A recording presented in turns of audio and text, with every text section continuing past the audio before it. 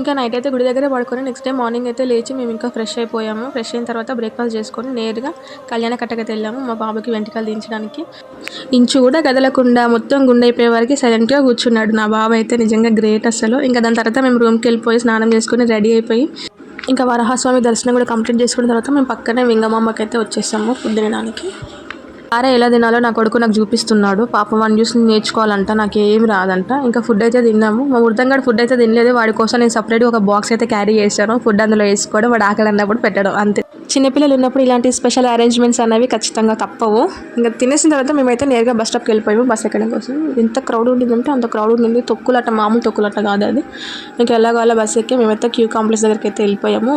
ఇంకా నేను నా కొడుకు ఇద్దరం నామం దిద్దించుకొని లైన్లో అయితే ఇంకా స్టార్ట్ అయిపోయినాం అనమాట దర్శనానికి. గోవిందా గోవిందా అనుకుంటాం స్వామి వారిని తలుచుకుంటూ. టోకెన్స్ ఉన్న వాళ్ళకైతేనేమో 6 hours, టోకెన్స్ లేకుండా ఫ్రీ దర్శనంకి వెళ్ళే వాళ్ళకైతేనేమో 13 hours అయితే టైం పట్టింది. ఇంకా మేము టోకెన్తో వెళ్ళాం కాబట్టి 6 hours దర్శనం అయితే కంప్లీట్ చేసుకొని బయటకు వచ్చాము. ఇంకా దర్శనం విషయానికి వస్తే ఇంకా లోపలికి అడుగుపెట్టిన దగ్గర నుంచి స్వామివారిని చూస్తూనే నడిచాను. బయటకు వచ్చిన వెంటనే అసలు చూసిన తృప్తి నాకు కలగలేదు. ఏంటి ఇలా జరిగింది అని చెప్పి ఒకటే బాధ. ఇంకా బయటకు వచ్చేసాం కదా, మళ్ళీ లోపలికి వెళ్ళడానికి లేదు. నిజంగా చాలా అంటే చాలా బాధ వేసింది. ఇంకా వెండివాకిలు దాడుతున్నప్పుడు వెనక్కి తిరిగి ఒక్కసారి చూశాను. ఇంకా కళ్ళల్లో నీళ్ళైతే ఆగలేదు నాకు. ఇంకా ఈసారికి ఇంతే ప్రాప్తం అనుకొని చెప్పి ఇంకా స్వామి దండం పెట్టుకుని అయితే బయటకు వచ్చేసాను. తర్వాత ఏమైందో నెక్స్ట్ వీడియోలో చూడండి. బాయ్.